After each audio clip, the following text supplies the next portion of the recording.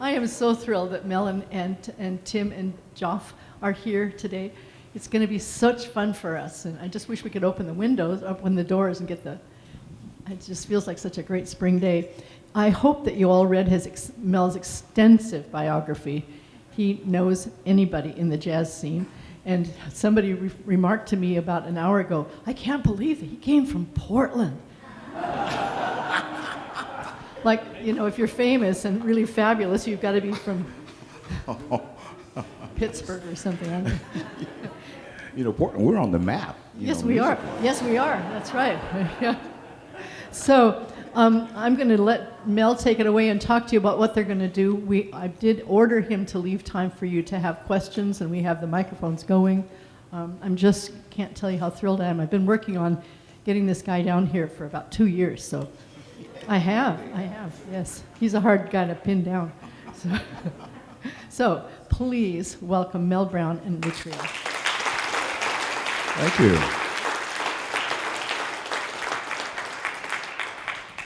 I wanted to introduce the fellows in the group because this is we work together every week, every Friday.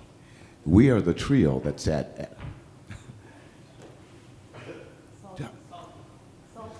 I wanted to say something else instead of Salties.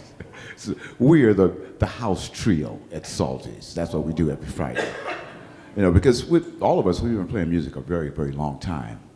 And Joff Lee, our pianist, he and I worked up at a place called Atwater's for almost 10 years in the Bank Tower building. You know, and when I left New York and came back to Portland, I wanted to put together some groups, and I put together a quintet. And Mr. Tim Gilson, who's actually from here in the Salem area, was the bassist in the group. And that was 1986, about the time we got started at the Hobbit. Yeah, so we kind of know each other musically, and we've been around each other a lot. And so when we play the music, we feed off of each other. But this is one of my favorite groups because, you know, it's not like you go to work. You just go and have fun. You know, we smile, we grin, we just have a good time. So what we're going to do is try to just play a tune or two for you, give you an idea of what we do over at Salty's. But then I want to get some questions from you because you're going to probably say, well, why does the drummer grin so much? You know, because that's what I'm sort of known as the grinning drummer. You know, but that's because the music feels really good, and to be able to play with these guys each week, because it's music therapy. Because when I go see these guys on Fridays, my whole week is just, it's wonderful. Because see, I'm your, bean counter. So during the week, bookkeeper, accountant, tax preparer, and the whole bit. And sometimes with some of your clients, you just want to slap the. So by the time I get to work and see them, I'm in good shape. So it's called anger management and getting paid for it. So we're going to play some music for you. I don't know what we're going to play, and we never know. Tim and I just kind of look at Joff. It's almost like if you're on a track team. You get ready to run and you pass the baton to the next person and on to the next person. And that's what we're going to do, is just pass the baton on. So I hope you enjoy some of this.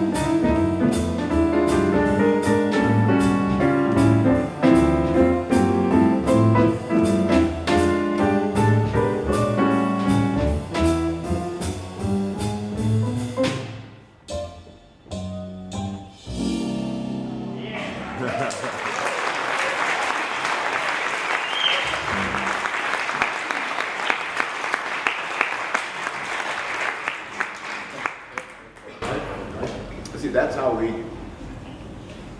play all night long. We should have somebody taking drink orders. Shouldn't we? This is what I call going to church, right here.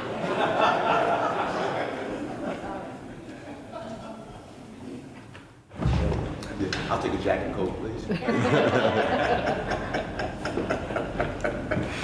Oh my God. See, one of the things that we do, trying to play with the volume that we use, it's nice for people to sit at the table and have dinner and not have to shout across the table at each other. And that's one of the things that's kind of missing with some of the music scene here in Portland. You know, and it's like, we have great musicians, but it's almost like a concert hall, almost like this. You know, they're playing and they expect you to be real quiet and not sing. You know, but you got, you know, I'm 72 years old. You know, I've been around playing in strip clubs and stuff for a long time, and it was never quiet. It was always noise. So you know that as long as the people in the club had a good time, the band made a lot of tip money. That's right. So everything was always just very, very cool. So we're just accustomed to people having fun. You know, so even while we're playing right now, if you guys want to just say something, you want to holler when Jock plays something. Knock yourself out. Just go for that.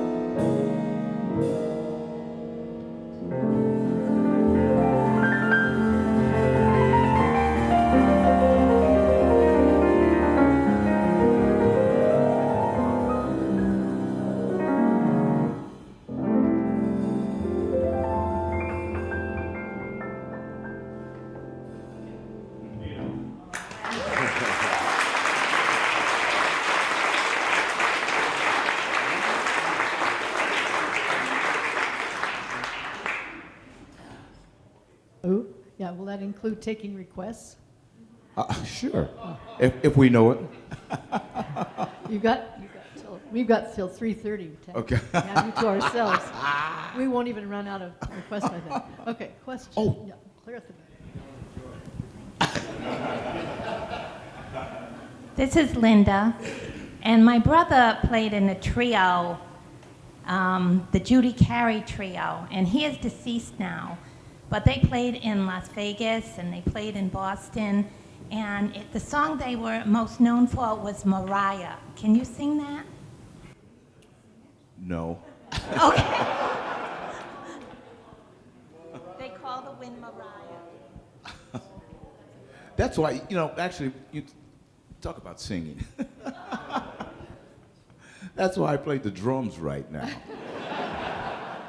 When I was a little kid, my parents were, really ensconced in the church.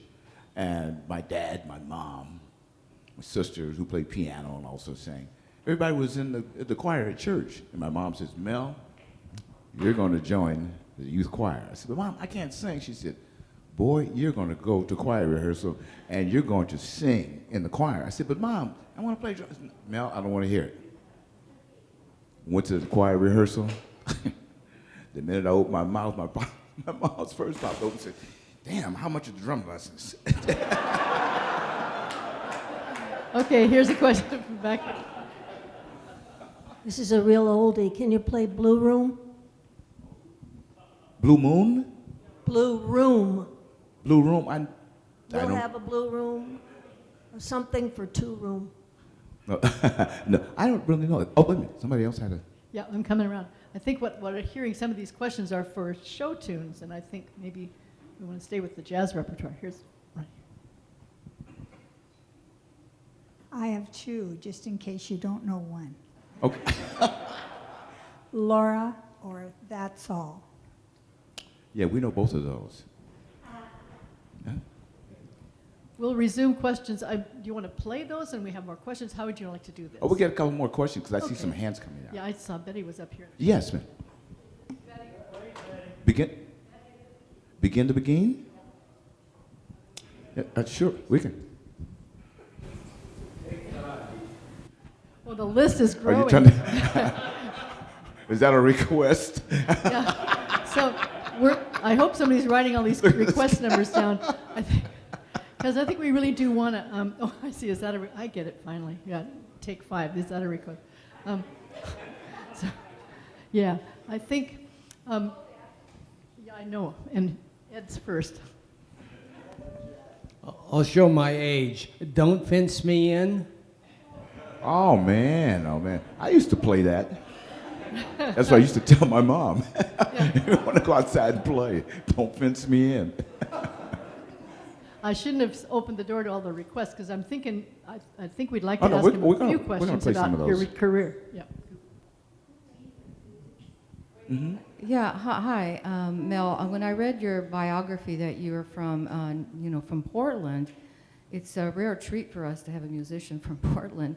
So what I'd like to know is that you are known nationally, but you're grounded in the Northwest. Can you explain to me if that made you a unique musician as opposed to, the Beltway, the heartland of Motown? You came from a different experience. Did that, have some influence or determine your type of performance? I think what had happened is that they started thinking about me being the boy from Portland who made it big, and that's why they're doing that. Because I was born and raised in Portland. I went to Washington High School, Portland State, and I used to play with an organist. Some of you may have known, a guy by the name of Earl Grant. And we used to work on the Vegas circuit, Vegas and Tahoe and Reno, that whole bit. But we traveled around a lot. And as we traveled around, we happened to go up to Vancouver, Canada, to play at a place called Izzy's.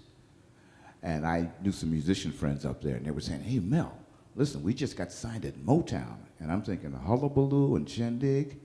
Oh, man, I want to be near that. Maybe I'll meet the Supremes one day. So after I left Earl, the guys up in Canada called me and said, hey, man, come up here. We're on our way. I said, great, I'm coming. And I got up there, and nothing happened for a year. But luckily, our guitar player owned the club, so we always had a job. But we didn't go to work until midnight to 5 o'clock in the morning. So when all clubs closed, everybody came down to where we were, because there was no alcohol served, but women would have a bottle on the purse underneath the table in case the cops came in. And it just so happens that the group called Martha and the Vandellas was playing in Vancouver, Canada. And their manager came down to the club, along with the opening act, Chasing Ladies. And the comedian, the opening act, he took a look at me and said, "Oh my God, I know this guy from Earl Grant from Las Vegas." So he called Martha up at 4 o'clock in the morning and said, "You better come hear this drummer, I know him." So she got out of bed and came down and looked at me and said, "Oh boy, I like this. Tell you what, meet me at the Whiskey A Go-Go in LA in 2 weeks." And that's how I got started at Motown. And from there, I mean, she called Marvin Gaye and Smokey Robinson, and they came out and said, "Oh boy, yeah, we got a good one here. Let's get back to Detroit." And that's how things got started. So it started with Martha, and then Johnny Temptations, and then the Supremes, and that whole bit. But our comedian, I should say our guitar player became a comedian. He owned the club, so we had to keep him in the band. And now he's made a ton of money, and he gives me a bad time every time I talk to him.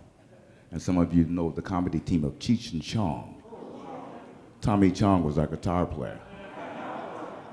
That tells you was a something. great question. That's a great question. Do you want to play a little more, and then we'll do some more questions?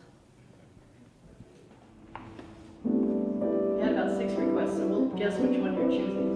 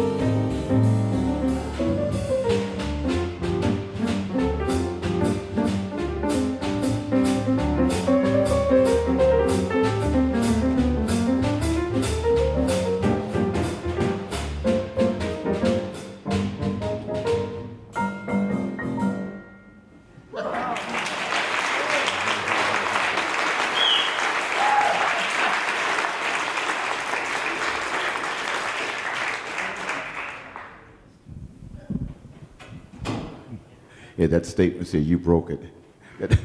I hear that quite a bit from my wife. Always breaking something, Mel. See, one of the things I like about this group here, Joffa's got an incredible brain. I don't care what we're playing, but he can pull on 4 or 5 tunes within one song that you can identify with, as you just heard right now. We did Take 5, and also did Charade, and because he can cover a lot of territory. That's because, like I said, these guys, they've been around. They've done a lot of stuff. Was there any other question before we start? Oh, yes, ma'am.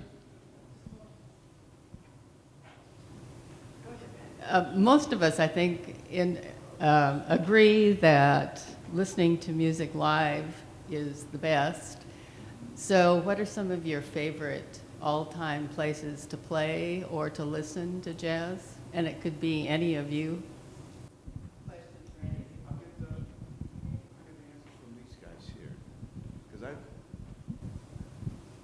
I don't have any one particular place. May not get a chance to go out. Well, yeah, that's sort of true of me too. I actually,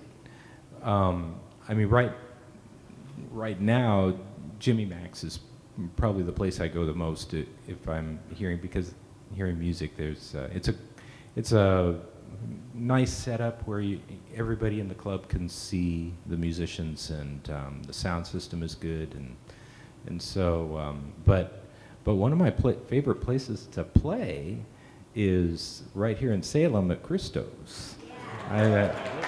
You guys know Christo's, yeah. I'm playing there Thursday, by the way. Oh no, is Lisa? Wait, no. There's Lisa. Lisa Learn of Christo's. There she is, see? Hi, Lisa. Where's Michael? It wasn't a plan,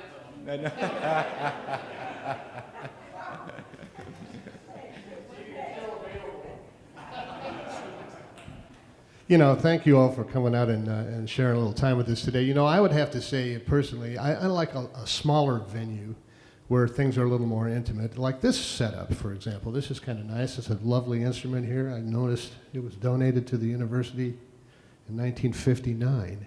It's a beautiful piano. And I love, a smaller venue is always a lovely thing. And of course, anytime I get a chance to play with these guys, it's fantastic. So thank you again for coming out, and I think we'll do a few other things here in a moment. Do you have anything else you want to say? Thanks, Jacques. Okay, that's... Did you remember any other requests that somebody... Oh, okay. Okay, Jaffa's got something up his sleeve.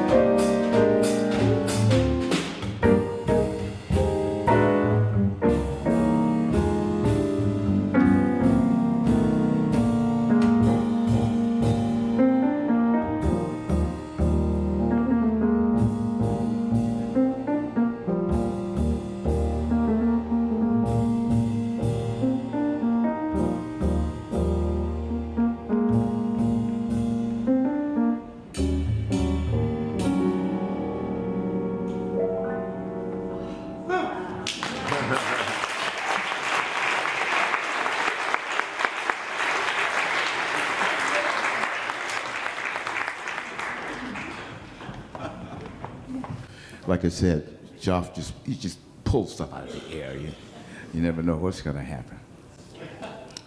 Is there? Did I see? Oh, yes.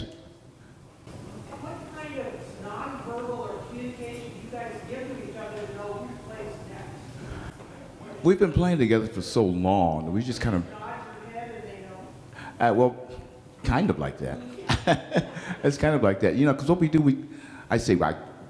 we gas ourselves. Because sometimes I'm thinking of a musical idea I really want to play, and it's like, I'm going to lay this on these guys, and they're going to love this. And the minute I start that idea, I look up, and Tim is playing the same thing. It's like, how did you know? You know how we are. We're grandparents, so whenever our grandkids get ready to do something, we just look at them like, now you know. You don't have to say anything. You just give them a look.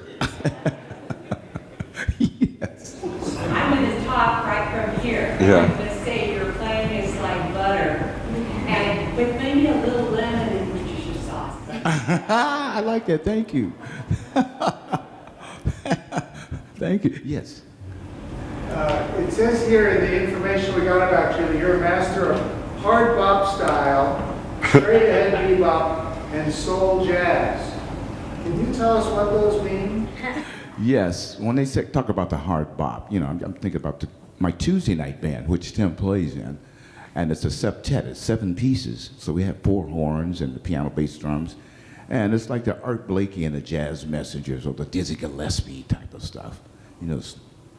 It's not subtle. I mean, it's hard driving. It's really into it. And then the more subtle type of thing, that's what you're hearing here. And then the soul jazz, that's my Thursday night band. And that's with the Hammond B3 organ. So we're playing, any of you know about Jimmy Smith or some of those other great organists back in the past. Or right now, it's a guy named Joey DeFrancesco that's a guy that's really out there. But we also go into the Motown stuff, because a lot of people come to see me because they say, yeah, man, I saw that guy in Madison Square Garden with the Temptations, right? And I needed to tell my granddaughter that I really do know this man over here. So we do the Motown things. Now, the way that we work in and out with each other, that's the way the Motown shows used to be. We had a thing called artist development, and we would sit and rehearse for like 2 weeks at a time before we get on a bus and go out and do a Motown tour. So at artist development, there was a house across the street from the recording studio, and they just stripped out the living room and had mirrors from the ceiling to the floor. And because it was so show-oriented, our choreographer would say, okay, now Smokey Robinson, when you walk over to this side of the stage, you hand the mic to Martha. Martha, when you finish your stuff, you come back over here and you hand this over to Levi from the Four Tops. And when you finish this, you guys will come over here and we'll circle around and we'll roll out on our little platform. We're bringing out Stevie Wonder. So everything was always moving in and out all of the time. And that's the way things are kind of set up for, the Thursday band. Once we start, we don't stop for an hour and a half. Everything has a segue. There's no talking, no nothing. It's just, we're doing a straight ahead jazz thing, and all of a sudden you hear your hand, dum, dum, dum, dum, dum, dum, dum, dum, dum, dum, dum, dum. And next thing you know, da, da, da, da, da, and then we're into Stevie Wonder. So everything just keeps moving. So you come to dance. So if you haven't had your exercises, just come on down to the club and put on your other shoes. Oh, that's Jimmy Max. Yeah, you're right. So I'm down there Tuesday, Wednesday, Thursday, and then we're together on Friday, and then Saturday is a place called the Portland Prime. It's the Embassy Suites Hotel, and that's another spot. And that's, you hear nice music, but you also see a floor show. The floor show is outside. You see what we play is right by the window. And we're right across the street from Voodoo Donuts. So the characters down there off of Burnside Street with the pink boxes. And you see groups of 5 or 6 girls walking down the street wearing something that's much too short and much too tight, and the shoes are too high, and they're going in one direction to try to get some of the guys' attention. And then about an hour later, you see them come back with the shoes in their hand, and they're walking, and it's raining outside. So that's the floor show that you get. Yeah. You okay. Yeah, we can play one more. Yeah, what's another question? Can you tell us some of your early influences, like high school and that first gig you got paid for? It's probably been to some of my gigs before. He was asking about my influences.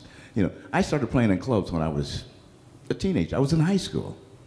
We had a place downtown that was called the Mural Room on 11th and Jefferson. And I went down thinking I'm going to play jazz. And the guy said, okay, drummer, give me a roll. I said, okay. And Art Blakey gave him a roll. And I said, okay, now what's the next? And now the band started playing. Don't. I'm saying, hey, what's going on? And the door opened up right next to me. And a lady came out, and she started pulling her clothes off. And I'm saying, to the piano player, Julian, what's going on? He said, everything's fine, just keep playing, keep playing. I said, what? And then we had a bass player, her name was Marianne Mayfield. She said, drummer, close your mouth, and every time she takes something off, hit the cymbal when it hits the floor. So that was kind of like how I got started. But the amazing thing about it is that I made a lot of money being in high school. I was a senior in high school at the time. And when the women used to have the tassels on their breasts, and they try to get them going like propellers. And most of them weren't that good, right? So they could only get one going at a time. But when the floor show was over with, you know, because I had to play with these, it's called mallets. These things, they're timpani mallets. But you put the iridescent paint on it, and they turn off the lights. And the lights were, the drumsticks supposed to match those tassels. But by the time you finish the show, when they turn the lights on, I'd look out in the audience like I'm looking at you right now, and I'm thinking, oh my God, there's my English teacher, there's my math teacher, there's my social studies. I got great grades my senior year. I was in good shape. So with that, we're gonna play one more tune, then we're gonna take a break. I tell all my students right now, play someplace where your teachers might show up.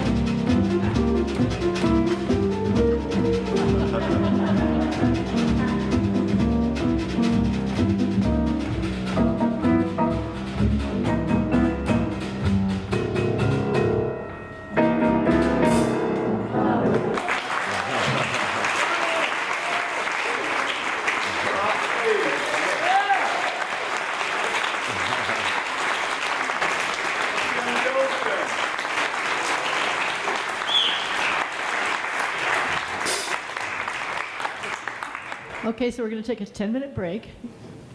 Yep, then we're going to come back and lock the doors and not let them go.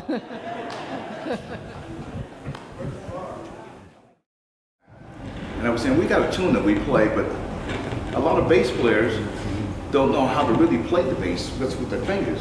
But Tim does a thing with the drumstick, because somebody asked for a big noise from the neck. And I'm going to say, okay, we've got a tune that we play, and I want you to see what Tim does with this. And it's from the era that you'll recognize. It's called People Make the World Go Round.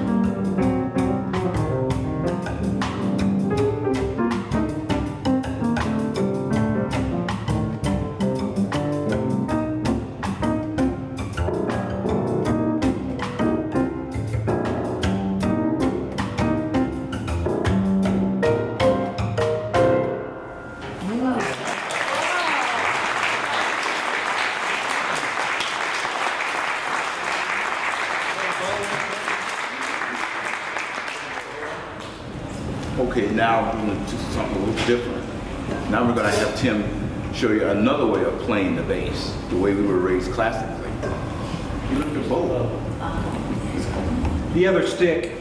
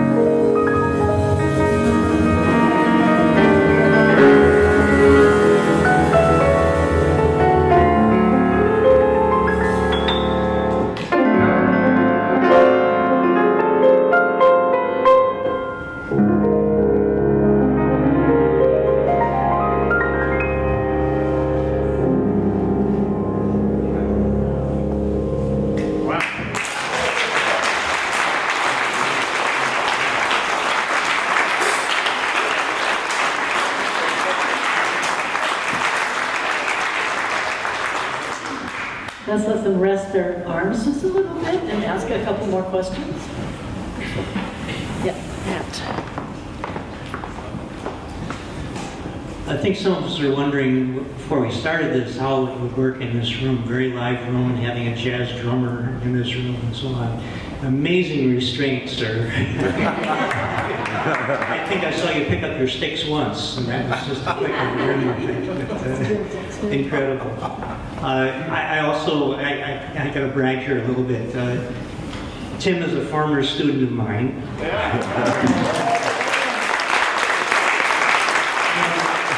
The other man running the camera here is a former student of mine too, a drummer. Yeah, he's really some of the drummers.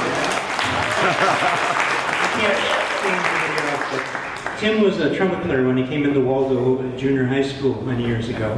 And he played for a little bit, and then I got to switch on tuba. Band directors are always looking for somebody to play the tuba. And then we had a jazz band, so we wanted to start him on string bass. And so I gave him his first and only bass lesson. And I can remember now that the stand was in front of us and he had the bass, and I was trying to stay one page ahead of him all the time. But marvelous students, both of them, and incredible playing. Josh, incredible. Thank you. Yeah.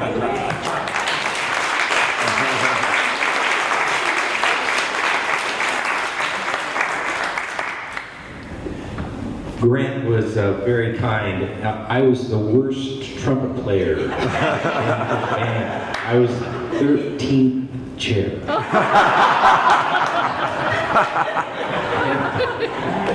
And so I think he put me on tuba hoping that there was, something would come of it, but when he handed me the bass, for some reason, the strings and everything, it all made sense suddenly. And he was definitely a great inspiration for me. I think music teachers and band directors are sort of unsung heroes of our culture.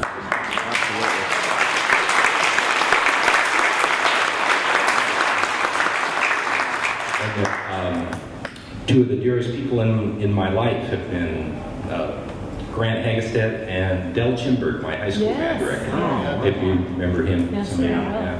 But there's one other thing I wanted to say, and that is playing with Mel.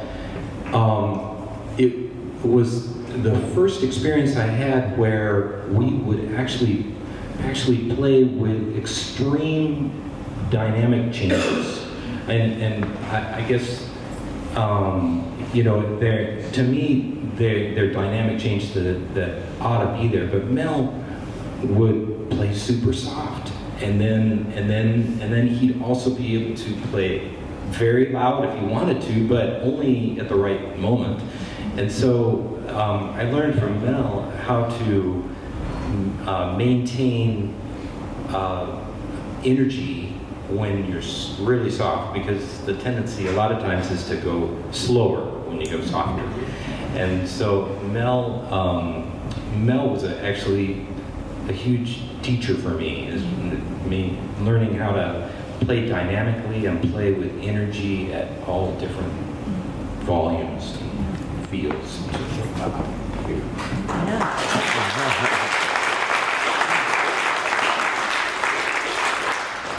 I'm quite sure that there's probably time for one more question, but I'm quite sure you'd like to hear them play again before they go. But if you didn't read Mel's bio before, or even if you did, now go back and read it. That it's online, on our website, and you'll say, I can't believe I got to meet this guy. I got to hear him play.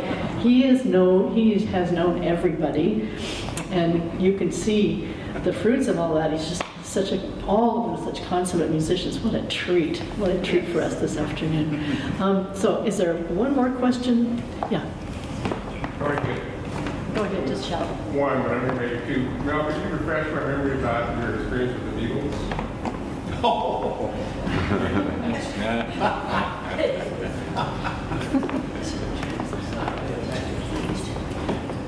Let's see, back in 1970, I was in London with the Temptations, and we were playing at one of the clubs over there. And When the show was over with, the bass player came to me and said, Mel Brown, go down to the Temptations dressing room. Some guys are looking for you. And I'm thinking, who knows me in London?